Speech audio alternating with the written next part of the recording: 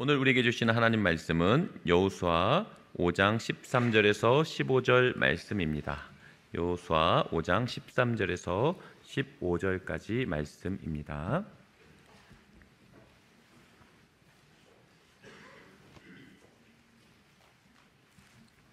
구약성경 325페이지에 나와 있습니다. 제가 하나님 말씀 봉독하도록 하겠습니다.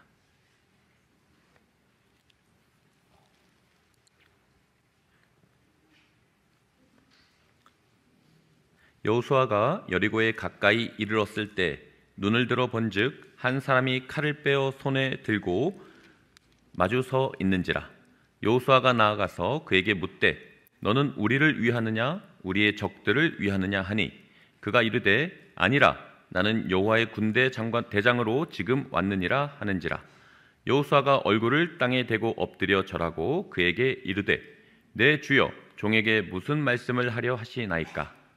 여호와의 군대 대장이 여호수아에게 이르되 내 발에서 신을 벗으라. 내가 선 곳은 거룩하니라 하니 여호수아가 그대로 행하니라. 아멘. 성도님들 지난 한 주간 동안 평안히 잘 지내셨습니까? 우리 같이 인사 좀 나누실까요? 앞뒤 좌우에 계신 분들 또 가정에서 온라인으로 들으시는 분들 인사 좀 나누시죠. 반갑습니다. 잘 오셨습니다. 모두들 평안하시죠? 주님의 은혜와 평강이 함께 하시기 바랍니다. 이 시간에는 우리 새가족반 이수하신 분들을 좀 소개해 드리겠습니다. 사실 새가족반은요, 지금까지 계속 이제 진행되어 왔는데요. 저희 교회에 이제 처음 오셔서 등록을 하시면 4주간의 이제 새가족반 과정을 이수하시게 됩니다. 그러면은 이제 정식 우리 교회 등록 교인이 되시는 건데요. 근데 이제 요 과정을 이제 좀 잘 모르셔서 이제 새가족반의 과정을 좀 안 하시는 이제 분들이 좀 계세요. 그래서 좀 정확히 좀 알려드리기 위해서 이제 새가족반 이제 과정 이수하시는 분들을 좀 소개를 좀 해드리려고 합니다. 그 허순자 203구역 허순자 성도님, 103구역 김종란 이제 성도님 두 분이 4주간의 과정을 이제 다 마치셨습니다. 자, 우리 한번 축하할까요? 축하합니다. 네.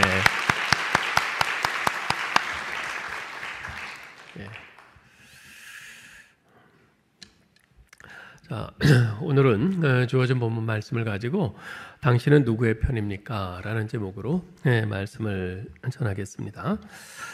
이스라엘 백성들이 이제 요단강을 건넌 후에 이제 길갈에서 할례를 행하고 유월절을 이제 지켰죠.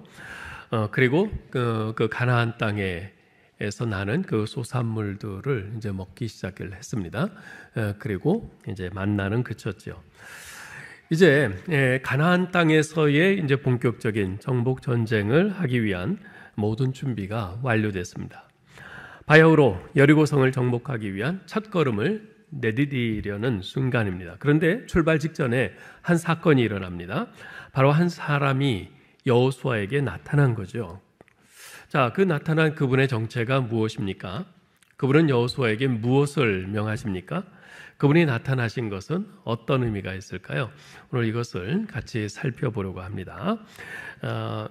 세 가지를 좀 본문에서 좀 살펴보려고 하는데, 먼저 하나님의 군대 장관이 함께 하신다는 것입니다. 자, 우리 13절, 14절을 같이 좀 읽어보죠. 여호수아가 여리고에 가까이 이르렀을 때에 눈을 들어본즉 한 사람이 칼을 빼어 손에 들고 마주 서 있는지라. 여호수아가 나아가서 그에게 묻되 너는 우리를 위하느냐 우리의 적들을 위하느냐 하니 그가 이르되 아니라 나는 여호와의 군대 대장으로 지금 왔느니라 하는지라. 자, 여호수아는 이제 여리고성을 정복하기 위한 이제 전쟁으로 출전하기에 앞서서 다시 한번 적진을 살펴보기 위해서 여리고성 가까이 다가갑니다. 성서 고고학자들의 발견에 의하면 당시 지금부터 한 3,500년 전이죠. 그때 여리고성은 외벽의 두께가 2m요, 높이가 5m 정도 되고 그 벽 위쪽으로 약 2.5m 정도 되는 두 번째 벽이 세워져 있는 견고한 벽이었다고 합니다. 그러니까 높이가 7.5m 정도 돼요. 그러니까 지금 이 3층 예배당 여기에서 저 위까지 그 정도쯤 되겠죠. 아주 어마어마한 그런 성이란 말이죠. 그렇듯 하늘 높이 치솟은 이 거대한 여리고성을 보면서 여호수아는 어쩌면 내심 이런 질문을 했을 겁니다. 야, 성 굉장히 큰데 저 성을 어떻게 점령하지? 보기에도 굉장히 아주 튼튼해 보이는 성인데 어떻게 점령하지? 저 높은 벽을 넘어가야 될 텐데 그럼 사다리가 몇 개나 필요할까? 저 거대한 성문을 부수려면 어떤 장비가 필요할까? 도대체 저 성을 어떻게 공략해야 하지? 이런 생각들을 계속 했을 것 같아요. 여리고성을 바라보면서 그렇게 이제 여러 생각들을 하면서 전략을 구상하고 있는데 누군가 여호수아 앞에 나타난 겁니다. 누구였습니까? 그 나타난 분은 자신의 정체를 여호와 하나님의 군대 대장이라, 여호와 하나님의 군대 대장이라, 사령관이라 이렇게 밝힙니다. 그분은 누구일까요? 여호수아 앞에 나타난 그분은 인간도 천사도 아니었습니다. 그것을 어떻게 알 수 있습니까? 14절에 보면요, 여호수아가 그분 앞에 엎드려서 얼굴을 땅에 대고 절하며 경배하는 것을 통해서 알 수 있습니다. 만일 그분이 인간이나 천사였다면 그렇게 여호수아가 경배할 때 손사래를 치면서 경배하지 못하게 했을 겁니다. 우리가 사도행전 14장에 보면요, 바울과 바나바가 루스드라에서 전도하면서 안전뱅이를 고쳐주었을 때 사람들이 소리를 지르면서 야, 신들이 사람의 형상으로 우리 가운데 내려오셨다 그러면서 바울과 바나바를 경배하려고 해요. 그랬을 때 이 유대인인 바나바와 바울이 어떻게 합니까? 그들을 만류하죠. 우리에게 경배하지 마라. 우리는 당신들과 똑같은 사람이라. 경배는 하나님께만 하는 거다. 그러면서 아주 적극적으로 만류합니다. 또한 요한계시록 19장 10절에 보면요, 사도 요한이 자신에게 하나님의 계시를 전해준 천사 발 아래 엎드려서 경배하려고 할 때 천사가 뭐라고 합니까? 나는 너와 및 예수의 증언을 받은 내 형제들과 같이 된 종이니 삼가 그리하지 말고 오직 하나님께 경배하라. 여러분, 이게 바로 이스라엘 유대의 전통입니다. 경배는 오직 하나님께만 하는 거예요. 그 어떤 사람에게도 경배하지 않습니다. 심지어 천사라 할지라도 경배하지 않습니다. 하나님께만 하는 거예요. 자, 그렇다면 인간도 천사도 아니라면 지금 나타난 이 여호와의 군대 장관, 이분은 누구였을까요? 그분은 다름 아닌 삼위일체 하나님 중 제2위이신 성 예수 그리스도, 성자 하나님이신 예수 그리스도셨어요. 약속의 땅을 향해 나아가는 이스라엘의 앞을 가로막은 여리고성이라는 이 막강한 적과 싸워야 하는 여호수아 앞에 성자 하나님께서 하나님의 군대 대장으로 나타나신 겁니다. 자, 그분이 왜 나타나셨을까요? 그분은 자신을 일컬어 여호와의 군대 대장이라 이렇게 말씀하세요. 여기서 여호와의 군대란 지금 길갈에 진치고 있는 200만 이스라엘 백성들을 가리키는 것이 아닙니다. 사실 여호수아를 비롯한 이스라엘 백성들의 눈에는 두 개의 군대밖에 보이지 않았습니다. 하나는 가나안 군대요, 하나는 바로 자기들 이스라엘 군대입니다. 그러나 그들의 눈에 보이지 않는 세 번째 군대가 존재했습니다. 바로 하나님의 군대, 곧 천군 천사들이죠. 이 군대는 사람의 눈에는 보이지 않지만 영원전부터 하나님의 보좌에 둘러서서 사탄의 세력을 멸하기 위해서 하나님의 명령만 기다리는 하나님의 하늘의 전투 부대입니다. 성경에는 이 하나님의 군대에 대해서 여러 번 언급되고 있습니다. 창세기 32장에 보면요, 야곱이 외삼촌 라반에게 피신을 갔다가 돌아오는 길에 이 하늘 군대를 목격한 바 있죠. 어디에서였죠? 마하나임에서. 사실 이 마하나임이라는 지명의 뜻이 하나님의 군대란 뜻입니다. 자, 이때가 어떤 정황입니까? 이 야곱이 자기 형 에서를 속여가지고 장자권을 속여서 다 뺏고 또 축복을 가로챈 후에 형의 진노를 사서 도망을 갑니다. 외삼촌 라반의 집에 가서 거기서 머물고 있다가 돌아오는데 지금 걱정이 되는 거예요. 그 형 에서가 보통 괄괄한 사람이어야죠. 잘못하다가 그 형 에서의 분노로 인해서 자기와 자기 가족들이 다 죽게 생겼거든요. 바로 그러한 이 분노에 차 있는 형 에서를 맞닥뜨려야 된다는 이 두려움에 떨고 있는 야곱에게 하나님께서는 하나님의 군대를 보여주심으로써 이 야곱이 안심하고 돌아갈 수 있게 해주신 거죠.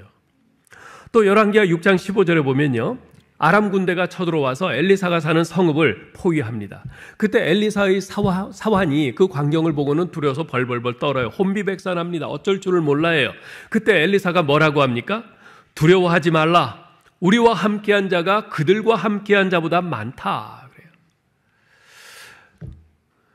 그런데 이 엘리사의 사환이 보는데 아무도 안 보여요. 적 아람 군대 군사들만, 메뚜기 같은 군사들만 보이지 이스라엘 군사는 아무도 안 보여요. 어디 있나요? 그러자 엘리사가 하나님께 기도합니다. 여호와여, 원하건대 그의 눈을 열어서 보게 하옵소서. 어떻게 됐습니까? 하나님께 그 사환의 눈을 열어주셨어요. 그래서 보는데 불말과 불병거가 산에 가득해서 엘리사를 둘러싸 보호하고 있는 것입니다. 바로 하나님의 군대인 것이죠. 또 마태복음 26장 53절에 보면요, 베드로가 예수님을 체포하려는 대제사장의 그 종 말고의 귀를 칼로 쳐서 떨어뜨렸을 때 예수님께서 뭐라고 하시죠? 내 칼을 도로 칼집에 꽂으라. 칼로 흥한 자는 칼로 망하리라. 너는 내가 내 아버지께 구하여 지금 12영 더 되는 천사를 보내시게 할 수 없는 줄로 아느냐. 여기서 12영이라고 말씀하시는데, 이 영이라고 하는 것은요, 6,000명으로 구성된 한 군단, 사단의 단위를 의미합니다. 그러니까 12영이면은 12개 사단이에요. 72,000명 정도 되는 어마어마한 숫자죠. 그러니까 지금 주님께서 말씀하신 이 12영 더 되는 천사들이라고 하는 것은 최소한 72,000명이 넘는 천사들로 구성된 하나님의 군대를 말하는 것입니다. 주님께서 왜 이 말씀을 하십니까? 지금 주님께서 그 주님을 옆에서 보좌할 군대가 없어서 이렇게 무기력하게 저 대제사장의 종들에게 체포당하고 곤욕을 당하고 있는 것이 아니라는 말씀입니다. 언제든지 동원할 수 있는 이 수많은 천군 천사들이 있지만 하나님의 그 구원 계획을 이루기 위해서 그들을 동원하지 않고 예수님께서 무력해 보이게 그렇게 십자가를 지시는 것이라는 말씀이죠. 결국 주님께서 지금 나는 여호와의 군대 장관으로 왔느니라 라고 지금 말씀하시는데, 이 말씀은요, 지금 이 전쟁은 여호수아 너와 네 이스라엘 백성만 가서 싸우는 전쟁이 아니라 나와 하나님의 군대가 함께 가서 싸우는 전쟁이다. 바로 이 말씀을 하시는 겁니다. 너는 지금 혼자 싸우러 가는 게 아니야. 내가 너와 함께 한다. 아니, 내가 앞서가서 싸울 거야. 네가 만약 나 여호와 하나님의 백성이라는 이 정체성과 이 의식을 가지고 네가 인생을 살고 나를 온전히 신뢰하기만 한다면, 삶은 하나님의 은총이라는 이 사실을 깨닫고 겸손히 나를 의지하면서 최선을 다해 걸어간다면 너는 결코 혼자가 아니야. 나 여호와가 함께한다. 내 군대가 너와 함께해. 너보다 앞서갈 거야. 지금 이 말씀을 하시는 거죠. 자, 그런데 여러분 13절을 다시 한번 보시기 바랍니다. 여호수아가 여리고에 가까이 이르렀을 때에 눈을 들어 본즉 한 사람이 칼을 빼어 손에 들고 마주 서 있는지라. 자, 이 여호수아가 여리고 성을 좀 보기 위해서 갑니다. 저 멀리서 보았을 때는 잘 몰랐는데 가까이 다가갈수록 그 엄청난 그 여리고 성의 그 위용에 압도됩니다. 그러면서 마음이 답답해져요. 야, 저 거대한 성, 초롱성 같은데 저걸 어떻게 점령하지? 마음이 답답해져 옵니다. 그러면서 고개가 점점 땅으로 숙여집니다. 이 여리고성이라는 거대한 난관에 직면해서 정말 한껏 위축되고 그래서 고개를 떨구고 땅을 시선으로 향하고 있는 그 여호수아. 그런데 그가 눈을 들어봅니다. 고개를 들고 눈을 들어봅니다. 그랬을 때 여호와의 군대 대장이신 예수 그리스도를 볼 수 있었어요. 그 앞에 예수 그리스도 여호와의 군대 장관께서 칼을 빼들고 그를 마주하고 자기 앞에 여리고 성을 향해 있는 것을 보게 됩니다. 여러분 마찬가지입니다. 우리 눈이 여리고 성에 고정되어 있을 때 우리는 주님을 볼 수 없어요. 그것만 보여요. 그것만 보이고 우리는 한껏 위축되고 답답하고 의기소침해지고 낙심하게 됩니다. 그저 그 거대한 여리고성에 압도되어서 두려움에 짓눌릴 뿐입니다. 눈을 들어야 합니다. 믿음의 눈을 들어서 주님을 향해야 합니다. 그러면 나를 돕기 위해서 칼을 빼어 손에 들고 내 앞에 마주 계신, 내 앞에 계신 우리 주님을 볼 수 있습니다. 이것을 잘 알고 있던 시편 기자는 시편 121편 1절 2절에서 이렇게 말씀하죠. 내가 산을 향하여 눈을 들리라. 나의 도움이 어디서 올까? 나의 도움은 천지를 지으신 여호와에게서로다. 고개를 들어서 바라볼 때 나의 도움이신 우리 주님을 보게 됩니다. 천지를 지으신 여호와 하나님이 나의 도움이신 것을 보게 되는 것입니다. 우리가 사도행전 16장에 보면요, 바울과 실라가 빌립보에서 복음을 전하다가 감옥에 갇힌 장면이 나옵니다. 그들은 두 손과 발에 착고가 단단히 채워진 채 어두운 감옥 깊숙이 던져졌어요. 그러나 그들은 자신들이 갇힌 감옥이나 그 두 손과 발에 채워진 그 착고를 바라보지 않았습니다. 눈을 들어서 하나님을 바라봤어요. 사도행전 16장 25절에 보면 이렇게 기록하고 있습니다. 한밤중에 바울과 실라가 기도하고 하나님을 찬송하며 죄수들이 듣더라. 여러분, 유대인들은요, 기도할 때 우리처럼 고개를 숙이고 기도하지 않습니다. 그들은 기도할 때 눈을 들고 하늘을 바라보면서 기도합니다. 찬양을 할 때 하늘을 바라보면서 찬양을 합니다. 지금 한밤중에 바울과 실라가 기도하고 하나님을 찬양했다고 그래요. 그것은 그들이 눈을 들고 하늘을 향해서 우리 하나님을 바라보면서 그렇게 찬송하고 기도하는 겁니다. 그랬더니 이 여호사의 경우처럼 하나님의 도움이 극적으로 찾아왔어요. 16장 25절에 보면 이에 갑자기 큰 지진이 나서 옥토가 움직이고 문이 다 곧 다 열리며 모든 사람의 매인 것이 다 벗어졌다 그럽니다. 여러분, 우리가 신앙생활 하면서 아마 여러분들도 이런 경험들을 좀 하신 적들이 있을 거예요. 11년 전 제가 미국에서 목회할 때 일인데요. 어느 날 교회 대항 축구 시합을 하다가 오른쪽 무릎에 전방 십자인대가 파열되어서 수술을 하게 됐습니다. 그냥 끊어진 게 아니라 완전히 조각조각 파열이 됐어요. 그래서 완전히 다른 것으로 이제 교체를 해야 되는 그런 수술을 하게 됐는데요. 근데 우리나라에서는 이제 이런 수술을 하면 한 일주일 정도, 뭐 더 길게는 한 2주일도 이제 병원에 있잖아요. 근데 미국에서는 당일 퇴원해요. 수술하고 바로 퇴원해요. 워낙 이 의료보험 뭐 이런 게 비싸갖고 그냥 병원에서도 그냥 수술하고 집으로 보냅니다. 그리고 외래 치료를 하게 해요. 그래서 수술하고 나서 아직 마취도 덜 깼는데 비몽사몽간에 이제 집에 와서 누워 있어요. 그런데 정말 불행은 한꺼번에 닥친다고 한국에서 처남이 전화를 해온 거예요. 저희 아버님이 농장에서 큰 얼굴에 화상을 입고 위독하시답니다. 이제 아무래도 좀 마음의 준비를 단단히 해야 될 것 같다. 이제 그렇게 연락이 왔어요. 그 소식을 듣는데 갑자기 숨이 턱 막혀 오면서 머릿속이 하얘집니다. 정말 두려웠어요. 아버님이 돌아가신 것 같았어요. 저는 수술 받아서 전혀 움직일 수가 없죠. 제가 움직이지 못하니까 아내도 이제 저를 돌봐야 되니까 지금 어떻게 한국을 갈 수가 없는 상황이에요. 그래서 아버님이 돌아가신다 해도 이제 자식이랑은 저 하나밖에 없는데 이건 장례식에도 못 참석할 그런 형편이 된 거예요. 그 절박한 상황에서 정말 머릿속에서 하였어요. 그냥 아무것도 할 수 없는 그 제 자신의 무력감을 뼈저리게 느끼면서 이거 어떡하나 그러면서 하나님께 매달릴 수밖에 없었습니다. 아무것도 염려하지 말고 오직 모든 일에 기도와 간구로 너희 구할 것을 감사함으로 하나님께 아뢰라. 그리하면 모든 지각에 뛰어난 하나님의 평강이 그리스도 예수 안에서 너희 마음과 생각을 지키시리라. 이 빌립보서 4장 6절 7절 말씀, 이 말씀 붙들고 우리 세 식구가 그저 계속 하나님께 매달리면서 부르짖었습니다. 하나님만 바라보고 매달리는 것 외에는 달리 할 수 있는 것이 없었어요. 나중에 생각해 보니 아무것도 다른 것 할 수가 없고 하나님께 기도밖에 할 수 없는 것, 이것이 오히려 참 은혜였다, 복이었다, 그런 생각이 듭니다. 자, 그런데 어쨌든 그렇게 열심히 부르짖으며 기도함에도 불구하고 처음에는 이 불안함과 두려움이 전혀 가시지를 않아요. 그런데 하루 이틀 사흘 계속 기도하는 가운데 하나님께서 저희 마음을 다스려 주셨습니다. 아버지의 생명이 하나님 손에 있음을 인정하고 그 사실을 받아들이게 됐어요.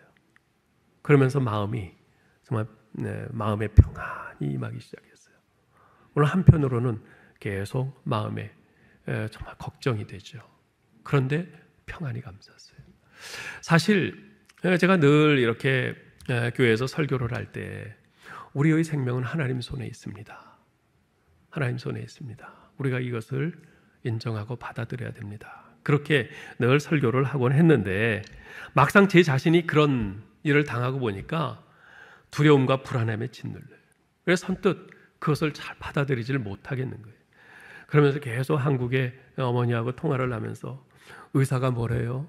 어떠실 것 같아요? 계속 그러면서 의사의 말 한마디 한마디에 일희일비하고 있었어요.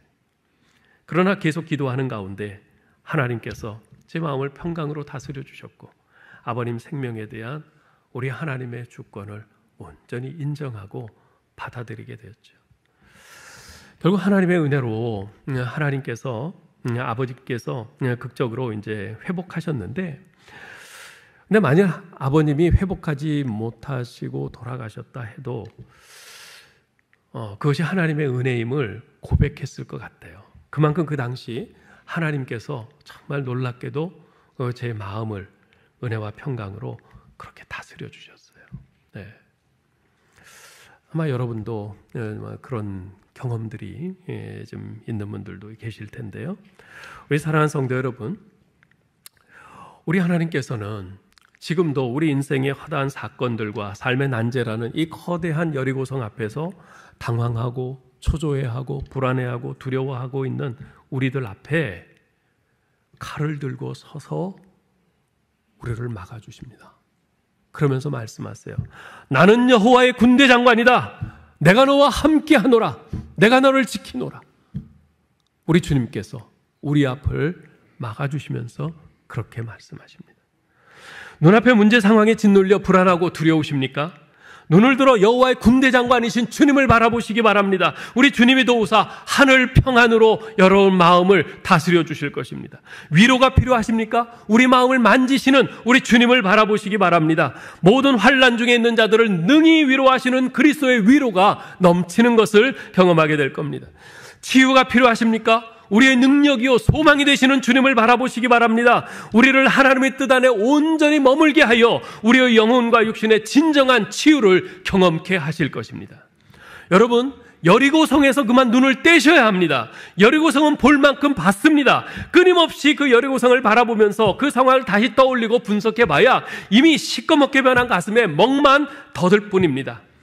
눈을 들어서 여호와 하나님의 군대 장관이신 예수 그리스도를 바라보시기 바랍니다. 그래야 여리고 성벽이 무너지는 겁니다. 자, 그런데 이야기는 여기에서 끝나지 않습니다. 우리가 주목해 보아야 할 내용이 하나 더 있어요. 그것은 여호수아와 여호와의 군대 장관이 주고받은 그 대화인데요. 여호수아가 묻습니다. 너는 우리 편이냐 아니면 적군 편이냐? 당신은 우리 편이요 저쪽 편이요. 그러자 뭐라고 대답합니까? 14절 다시 보세요.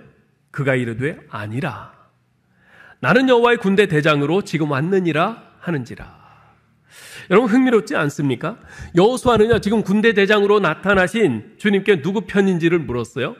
그때 그분이 나는 내 편이다. 너와 이스라엘을 위해서 왔어. 이렇게 말씀하지 않으시고 아니다. 나는 내 편도 아니야. 너희 대적편도 아니야. 나는 여기 여호와의 군대를 지휘하러 왔어. 이렇게 말씀하세요. 자, 보세요. 지금 나타나신 분은 여호와의 군대 장관이라고 그랬어요. 여호와의 군대 장관. 그렇다면 이스라엘 백성은 여호와의 백성 아니겠어요? 여호와 하나님의 백성이니까 당연히 나는 여호와의 백성인 너희들을 위해서 왔어. 너희들 편이야. 이렇게 대답하셔야 맞는 거 아니겠어요? 그런데 그렇게 대답하지 않으시고 아니다. 나는 너희 편도 아니고 저쪽 편도 아니야. 그러시는 거예요. 예? 왜 그렇게 말씀하신 걸까요? 왜 아니라 그렇게 말씀하신 걸까요?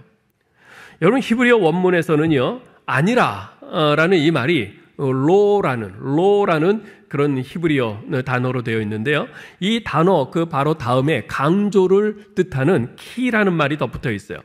그래서 이 로, 키 이 말을 합쳐서 말을 하면 정령 아니라 이렇게 돼요. 정령 아니라 좀 이렇게 말하는 거예요. 아니, 참 이상하지요.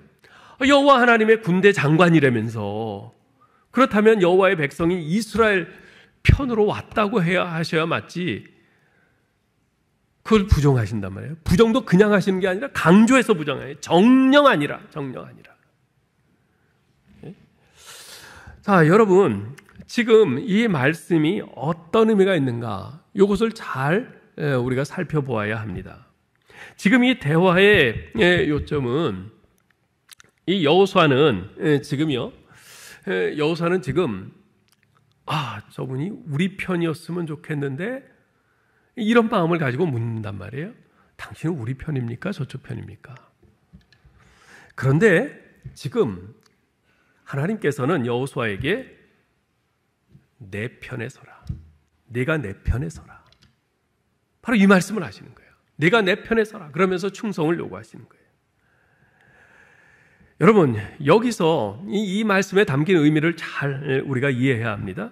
이것은 이스라엘이 하나님의 백성이기 때문에 언제나 자동적으로 하나님께서 이스라엘 편에 서서 이스라엘에게 승리를 안겨주시는 분이 아니라는 겁니다. 오히려 이스라엘이 하나님의 백성으로서 하나님 편에 서야 한다는 것을 강조하고 있는 겁니다. 너희가 나의 백성이라고? 그래서 너희가 어떻게 하든지 항상 내가 너희 편인 줄 알아? 아니야. 꿈 깨. 이 말씀 하시는 거예요. 여러분, 우리가 신앙생활 하면서 결코 오해해서는 안 되는 것이 있습니다. 여러분, 우리는 구원받는 것을 어떻게 받습니까? 전적인 하나님의 은혜로 구원받습니다. 그렇죠? 그건 틀림없는 사실이에요. 우리는 하나님의 무조건적인 은혜로 구원받아요. 우리가 하나님 앞에 잘한 거 없는데 하나님께서 은혜로 우리를 구원해 주셨어요. 그런데 그것을 잘못 오해해 가지고 이렇게 하나님께서 나를 무조건적인 은혜로 구원해 주셨으니 앞으로 내가 어떻게 살든지, 내가 어떤 죄를 범하면서 어떻게 살든지 내 구원은 취소되지 않아. 이렇게 생각하는 사람들이 있어요. 여러분, 잘 생각하셔야 돼요. 만일 그런 식으로 잘못 생각하고 있는 사람은 진짜 내가 하나님의 은혜로 구원받은 사람이 맞는지 이것을 심각하게 다시 생각해 보아야 합니다. 정말 하나님의 은혜로 구원받은 사람은요, 그렇게 생각하지 않습니다. 하나님이 나 같은 죄인을 무조건적인 은혜로 구원해 주셨으니 내가 이 은혜, 한없는 은혜를 받은 자로서 어떻게 살아야 될까? 이 생각을 하면서 하나님 편에 서야지. 하나님 편에 서야지. 물론 넘어질 때도 있죠. 그렇지만은 어떻게든 죄와 싸우면서 우리 하나님의 말씀을 쫓아서 하나님 편에 서려고 하면서 그렇게 살려고 합니다. 이게 진짜 은혜 받은 사람이죠. 진짜 은혜로 구원받은 사람의 마땅한 모습이죠. 나 여호와 하나님이 내 편에 서주기를 요구하지 말고 네가 내 편에 서기를 힘써라. 하나님께서 지금 이 말씀하시는 거예요. 너가 내 편에 서야 된다. 네? 그것을 웅변적으로 보여주는 사건이 바로 7장에 나오는 아간의 범죄와 아이성 전투에서의 패배 사건 아니겠습니까? 하나님께서 뭐라고 그러셨어요? 여리고성을 점령한 뒤에 아무것도 취하지 말고 모두 불사르라 그러셨어요. 그런데 아간이 하나님의 명령을 어기고 시날산 외투한벌과 은덩이 금덩이를 몰래 빼돌렸습니다. 어떤 결과가 벌어졌습니까? 아이성과의 전투에서 이스라엘이 패퇴하고 말았죠. 그 강한, 그 강대한 성, 그 여리고성을 점령한 이스라엘이 여리고성의 10분의 1도 안 되는 그 작은 아이성과의 싸움에서 패퇴하고 도망치고 만 겁니다.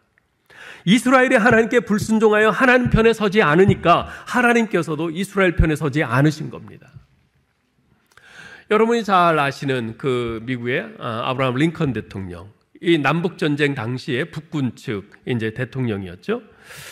이제 남군과의 최종적인 아주 중요한 이제 결전을 앞두고 그 전날 이제 북군의 모든 군 사령관들, 장군들이 함께 모였어요. 그 자리에 링컨 대통령도 함께 갔죠. 자, 작전 회의를 다 마치고 나서 한 장군이 제안을 합니다. 내일 이 중요한 이제 마지막 전투인데 이 전투에서 하나님이 우리 편이 되어 달라고, 하나님이 우리 편이 되셔서 우리가 내일 승리하게 해달라고 기도합시다. 그러니까 다들 좋다고 그래요. 근데 가만 듣고 있던 링컨 대통령이 조용히 말합니다.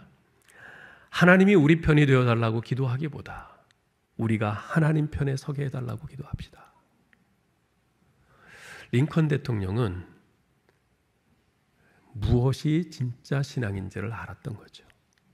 무엇이 바른 기도인지를 알았던 거죠. 하나님이 그냥 내 편이 되셔서 나를 팍팍 밀어달라고 하는 게 아니라 하나님, 내가 하나님 편에 서게 해주옵소서. 내가 하나님 편에 서게 해주옵소서. 이 말을 뒤집어 말하면 내가 하나님 편에 서지 않을 땐 하나님, 저를 징계해 주옵소서. 그래서 정신 차리게 해주옵소서. 이 말이기도 한 것입니다. 자꾸 미국 대통령 예를 들어서 좀 죄송합니다만 미국 존 F 케네디 대통령 있어요. 이분이 한 아주 유명한 말이 있습니다. 우리 중고등학교 다닐 때 영어 책에도 좀 나왔던 것 같은데요.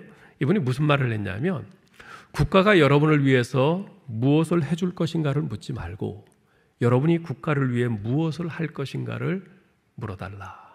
그랬어요. 아주 유명한 말입니다.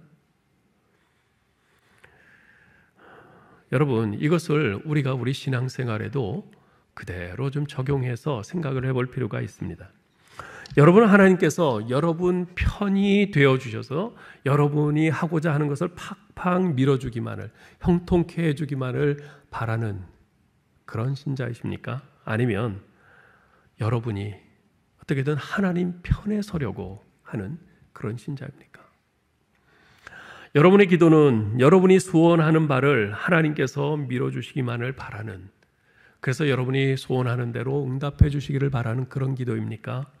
아니면 하나님의 뜻을 구하면서 그분의 뜻에 내 뜻을 굴복시키고 맞추어 가고자 하는 그런 기도입니까?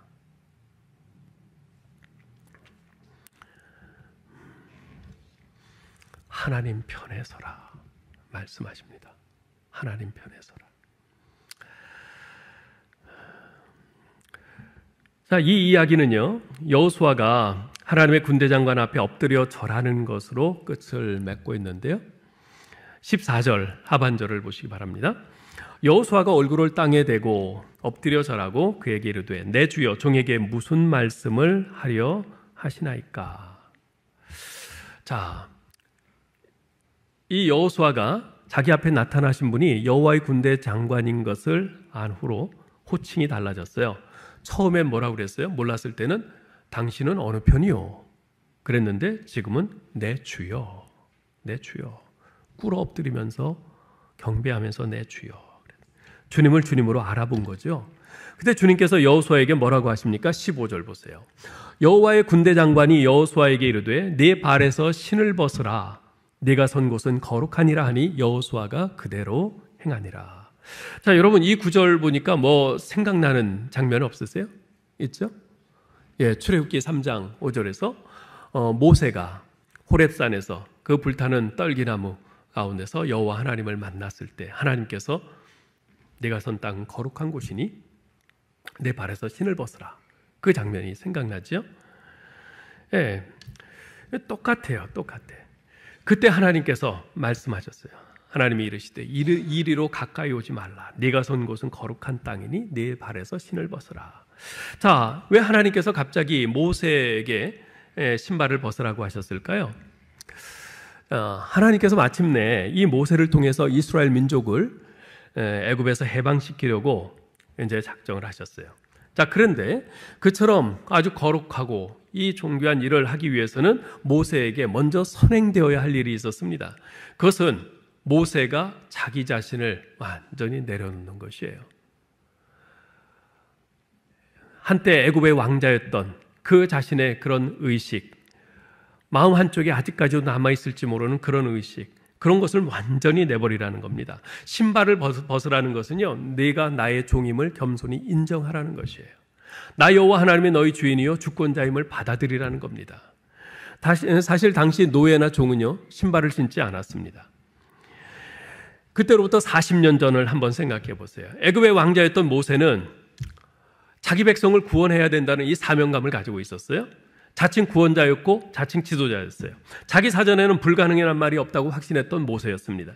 이 자신감 넘치는 모세는 민족의 해방자라는 그 거창한 야망, 불타는 정열, 또 패기만만한 자긍심, 자기 능력에 대한 확신, 이것을 가지고 나섰어요.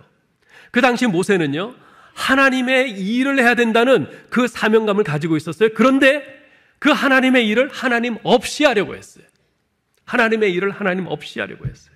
오직 자신의 능력으로, 자신의 지혜로, 자기가 가진 힘으로, 자기 능력으로, 자기 뜻대로 하려고 했어요. 그것이 모세의 실패의 원인이었죠. 그래서 그 실패 후 40년이 지났을 때 호렙산 불타는 떨기 가운데서 하나님께서는 모세에게 네 발에서 신을 벗으라 말씀하신 겁니다. 네가 나의 종이 되지 않고서는 나 여호와 하나님의 일을 할 수 없다는 것입니다. 네.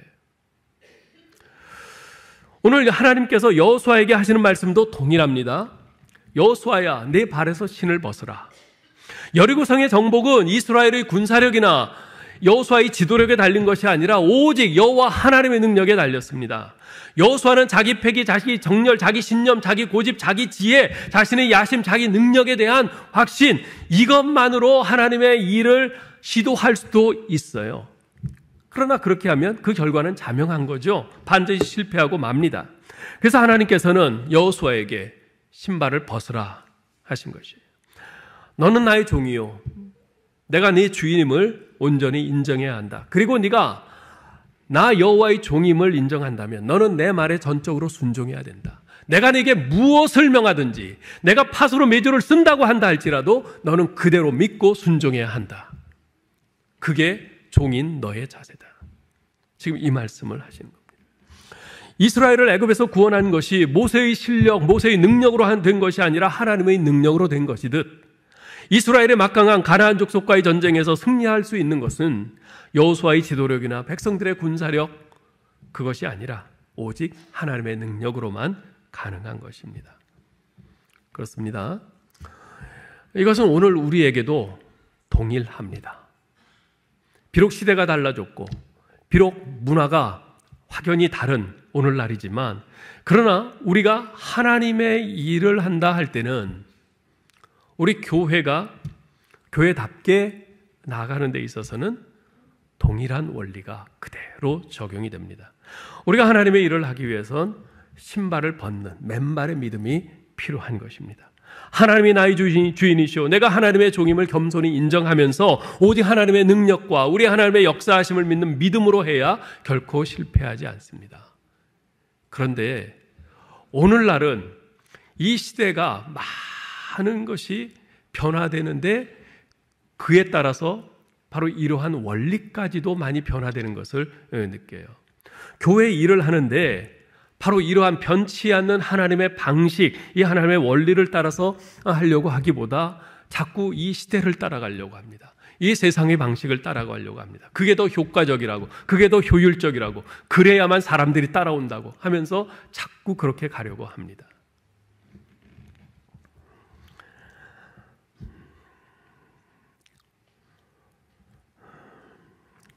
잠언 3장 5절로 7절에서 솔로몬은 이렇게 권면하죠. 우리 같이 한번 읽어볼까요? 너는 마음을 다하여 여호와를 의뢰하고 내 명철을 의지하지 말라. 너는 범사의 그를 인정하라. 그리하면 내 길을 지도하시리라. 스스로 지혜롭게 여기지 말지어다. 여호와를 경외하며 악을 떠날지어다. 아멘. 우리 사랑하는 성도 여러분, 이 말씀을 잘 기억하시기 바랍니다. 내가 나를 지혜롭게 여기지 않고 우리 하나님을 의지하면서 우리 하나님만이 가장 좋은 길로, 가장 바른 길로 인도하셔. 그 사실을 분명히 믿으면서 철저히 하나님을 범사에 인정하면서 하나님께 기도하면서 하나님의 말씀을 따라 순종해 갈 때 하나님께서 내 길을 지도하신다. 온전한 길로 인도하신다 말씀하십니다. 성도 여러분, 여러분 신앙생활을 하면서 가장 큰 대적, 가장 큰 걸림돌이 누구라고 생각하세요? 어떤 분은 남편이 제 가장 큰 걸림돌이에요. 뭐 이러시는 분들 많이 있어요. 또 어떤 분은 직장 때문에요. 사업 때문에요. 학업 때문에요. 뭐 그러면서 여러 가지 환경적인 요인들을 자기 신앙을 방해하는 걸림돌, 대적으로 생각을 합니다.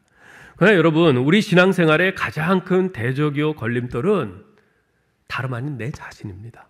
내 자신이에요.